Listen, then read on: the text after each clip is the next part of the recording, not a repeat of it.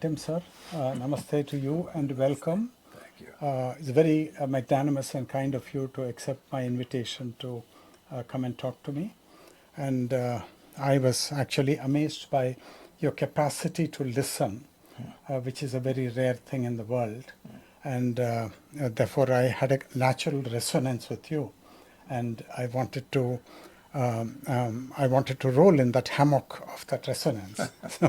So thank you very much, and welcome Mariaji and Shekharji also. And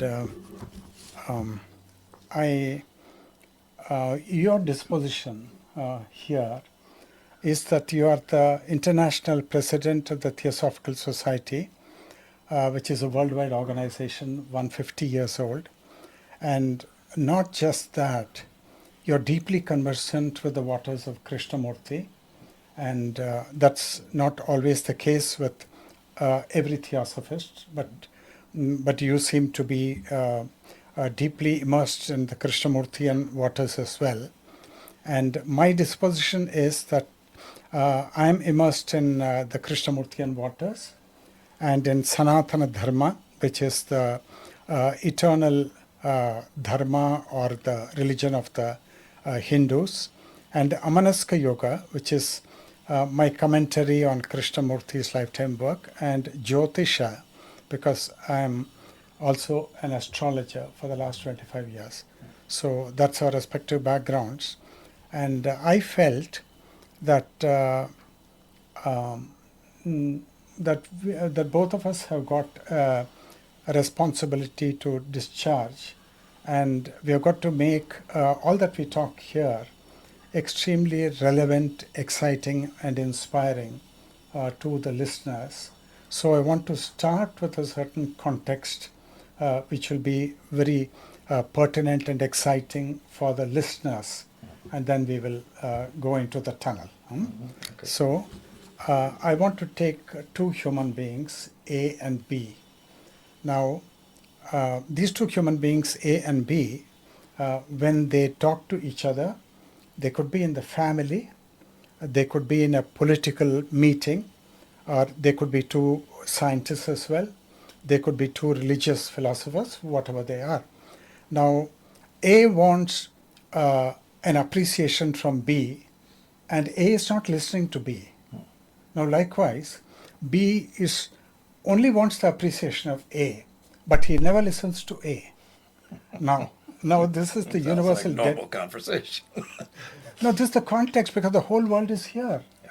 The whole world is in that paradigm of separation and division.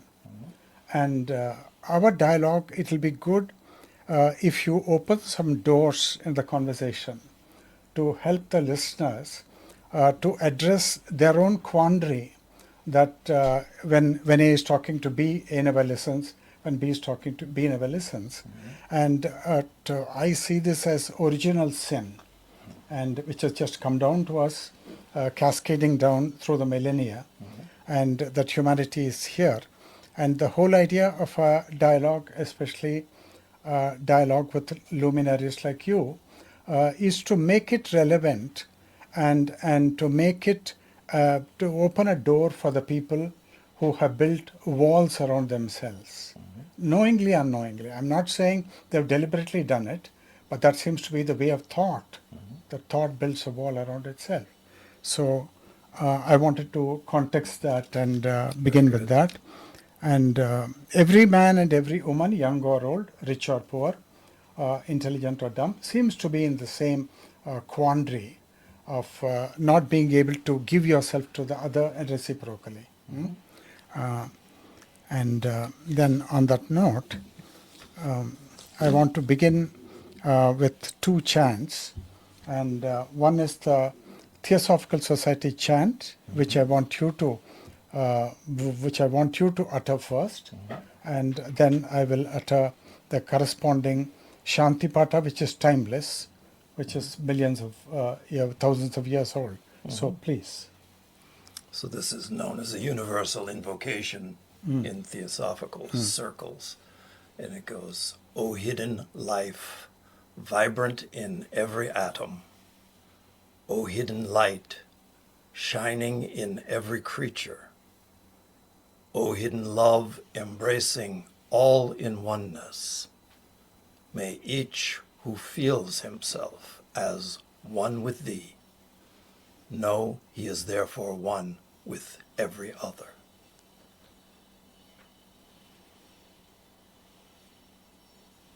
Yeah, seems to exactly touch on the note that we started. Huh?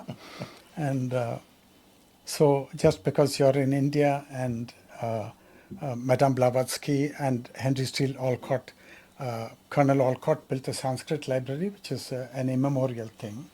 And Madame Blavatsky was deeply drawn to the ancient religious traditions. So, to honor them and also to honor Krishnamurti, I want to chant one Sanskrit chant. Om Sarve Bhavantu Sukhinah Sarve Santu Niramayah Sarve Bhadrani Pashyantu Ma Kaschid Dukkha Bhag Bhavet. Om Shanti Shanti Shanti. So now we begin in right earnest. Huh? Okay. Thank you very much, sir. I noticed while reading your exceptionally simply conveyed eternal truth, your book on the verge of wisdom.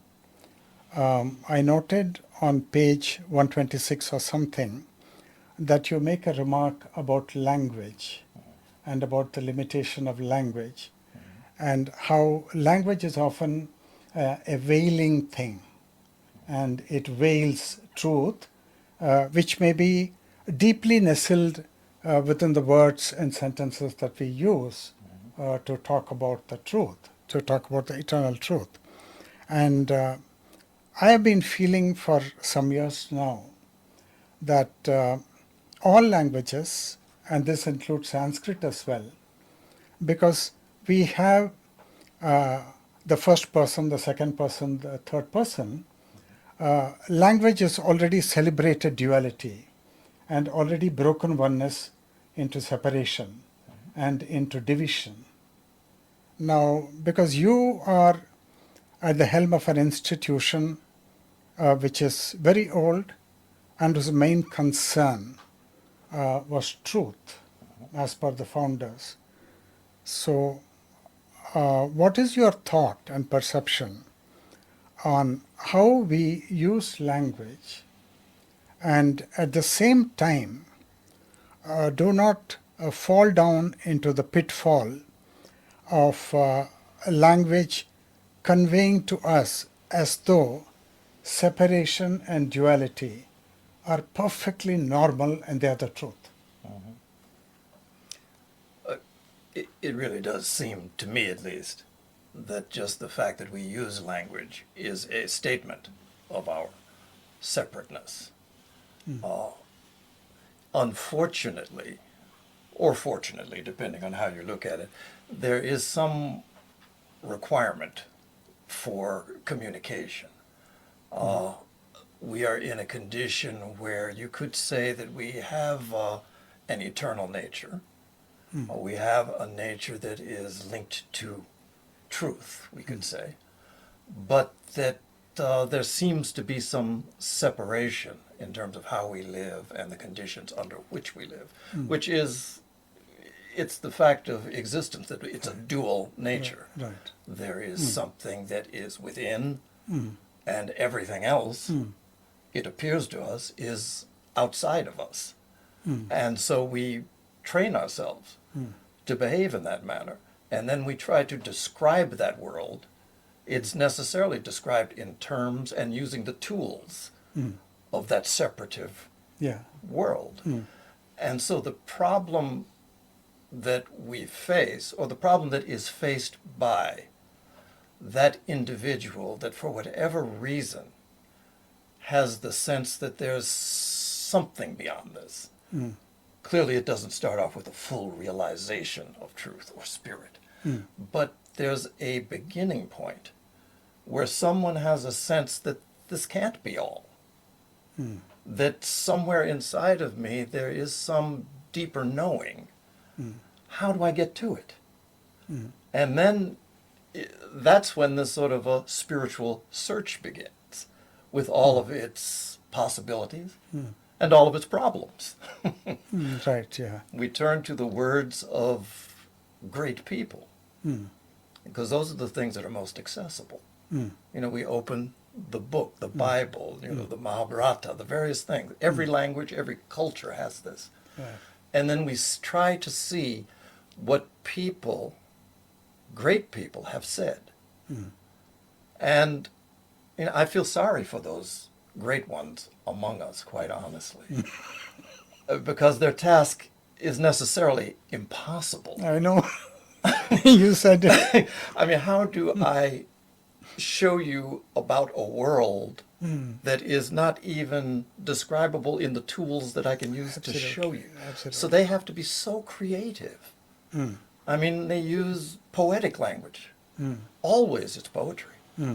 Because language that suggests something beyond itself. You know, in the theosophical tradition, there is this work that was the basis for H.P. Blavatsky's Secret Doctrine, stanzas of Dzyan.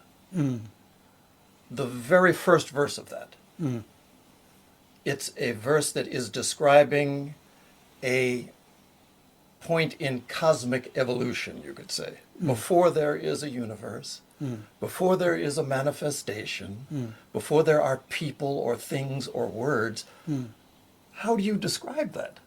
That's right. So what they did, wonderful. It's the eternal parent wrapped in her ever invisible robes. I mean, it's beautiful. Yeah. Slumbered once again for 7 eternities. This thing that is to give birth to manifestation, manifestation doesn't exist, slept again. You know, the suggestion of these cycles of Manvantara and Pralaya, wrapped in invisible robes. I know.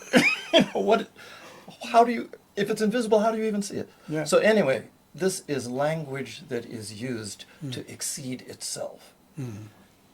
It's beautiful, it's poetic, but it is only really useful to that person who has found themselves on the cusp of what's at first a desire to know, and then this deep aspiration. I mean, and you know, I think you know, I mean, we were talking before we began about this fracturing of languages, about the Tower of Babel that's described in the Bible. So I mean, what would you have to say about Yeah, I'll come to that. Okay. Yeah, thank you for going so far.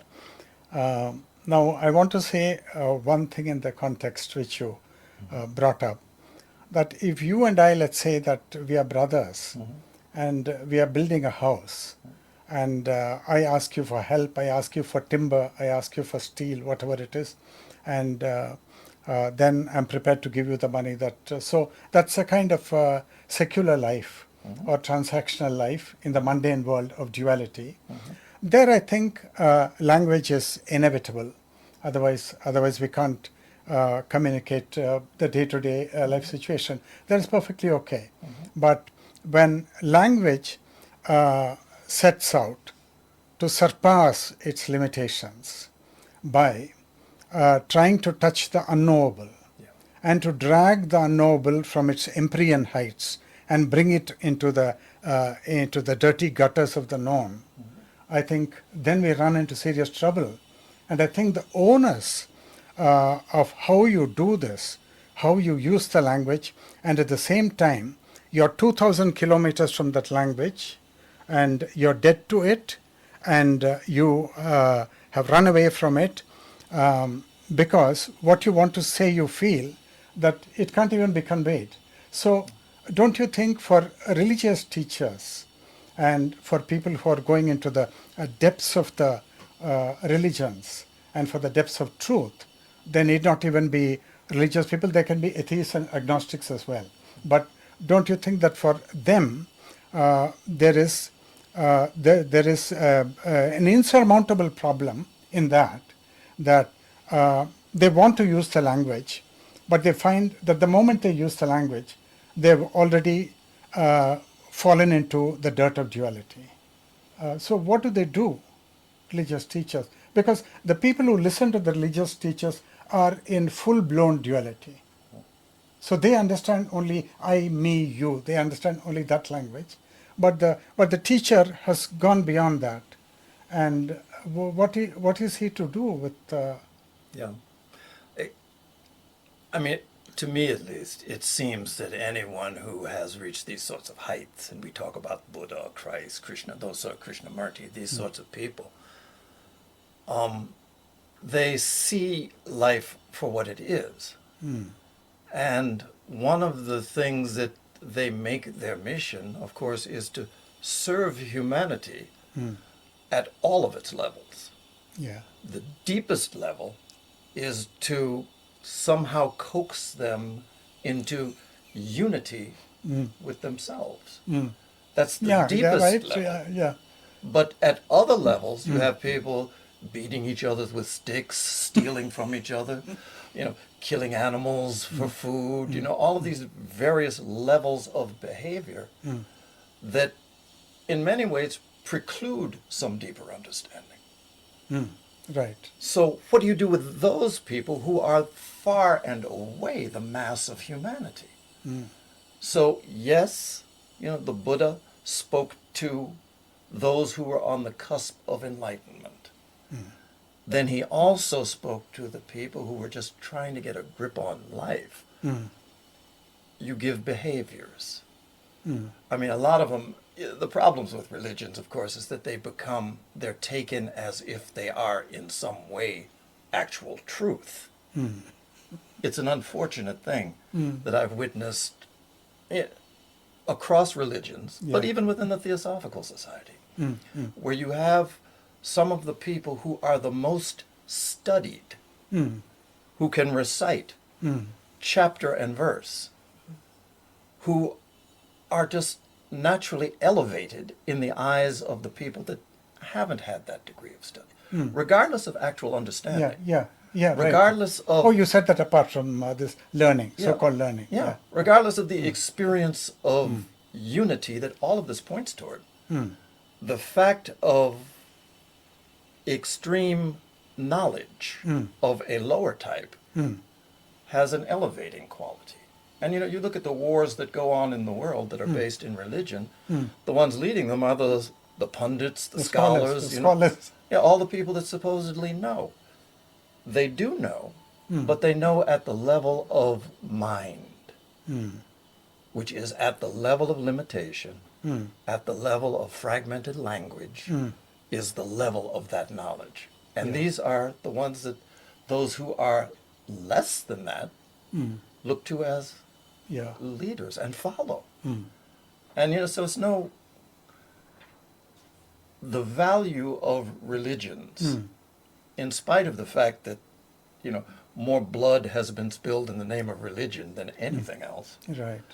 The value of it is that it functions within the stages of growth for humanity, and it sets down certain basic guidelines intended to exceed previous behaviors. So it's behavior shaping, which ultimately hopes to lead towards something higher. But it's a very, very long range very slow process that we're in. Exceedingly slow. Yeah. In the nature of evolution. Yeah. So rather than a dramatic revolution or mutation like what Krishnamurti is talking about. Yeah. Well, that's part of it too. But that doesn't seem to be the general process. Yeah, right. Yeah. Yeah. In the general process, there's too much of torpor and too much of deep immersion in sensory life, so that anything which is beyond the senses, I don't understand. I don't care to. I don't care to. That's not my interest. So, Gandhi, I find myself saying this a lot. He said, "To a hungry man, Yeah. A piece of bread is the face of God. Absolutely. You know, what am I going to do? I'm Yeah, starving, and yeah. you want me to go sit in the cave? No, I no, haven't no. got time. Yeah, yeah. No, that's true. That's probably the lowest tiers. So hence the significance of work like Mother Teresa and other great saints in all the religions, saints and even sages in other religions, where their divine architecture is such that they feel called to serve, and they're not serving mumukshus or seekers of enlightenment. No, no, they're serving at a much lower level for people for whom even the barest minimum is hard to come by. Yeah. And Yeah. yeah, And that's the bulk of humanity. yeah, right. Yeah. So if we talk about serving humanity, the point of something like a theosophical society is the idea that there is this deepest level of service, which is the level which kind of works to, at least in its beginnings, to fray this sense of separateness that is the basis of religion and everything else. Yeah, It's right. them and it's us. Yeah, right. They don't believe like us. So we're separate. So it enforces the very thing that, religion is there to ameliorate. And so for the theosophical sort of approach, the idea is that there is the possibility to come into a deep understanding and connection with the unity of all life. And so then, that's the deepest level of service. And also, let's figure out how to feed people. Let's figure out how to give education that allows for some ease in people's conditions so they have time to, consider these things. So everything from A to Z, from alpha to omega. So, but if one is doing the kind of work like Mother Teresa, for example, Yeah. or like some of the other Father Damien, who was with the lepers in Africa. Now, I mean, you honor them, you revere them, but you don't have the adoration for them, very sadly, like you adore your religious prophets, and who may be erring Yeah. in all that they are saying. So it seems to be part of the difficulty. Well, I mean, if you don't know the value of gold, I can sprinkle any dust on this table that glitters, and Yeah. to someone who doesn't know it, Yeah, right. that's gold. Yeah. Because you'd have to have, in the old way, they talk about a touchstone. You take a piece of gold and slide it on this stone, and it shows that it's gold. But to someone without that inner touchstone, Yeah, they won't know. it's so easy for us to be misled. And it's like the history of humanity, really. Right, it's like the history of humanity. And so to come back, Tim, sir, to the thing of going back to page 126 in your book, where you say that language dresses up the truth Yeah. and camouflages the truth so that the truth goes missing practically. And you cling to the verbiage, and you may even memorize the Vedas, and you memorize all the sacred things. But that memorization, which is part of our tradition, may not be the same thing as understanding. Correct? You're completely correct, of course. Yeah. So we don't understand the thing, but because that memorization is a kind of acquisition of the self, because the self acquires a property, it wants to acquire a name and a fame, now it wants to acquire religious knowledge, and it wants to become the knower of religious knowledge, so it memorizes, but that memorization is still at the outer verbal level, and it is not going into the inner meaning of what the language has couched and held in its womb. It's not going there yet. No. It's not going there. And so the question is, now an open question for you and me, because both are doing kindred work. And we know that one has to be very careful in the use of this language. It's a double-edged sword. So on the one hand, it can reveal the truth if one is extremely sensitive and one has moved away from the normal use of the language, where the show and the verbiage is very impressive. So I'm carried away by that. So I memorize passages and so on. But for a great seeker and who is able to discriminate that the language has got a veiling effect, and isn't there the risk for him that he becomes a nihilist and he becomes a negationist, where he says, language is dirty, I shouldn't touch it, so I'll go to a monastery and there I will take refuge and I'll meditate in solitude. Isn't there that risk? Oh, of course. I mean, it's the risk of flawed human interpretation. Yes. Based on what we know, based on what our temperaments, the direction they push us in. That's how we understand and interact with the world. So yeah, anything. You know, it's one of these common games where you say a word, you tell somebody a story, or you have them see something, and there's a line of people, and they're supposed to tell the person next to them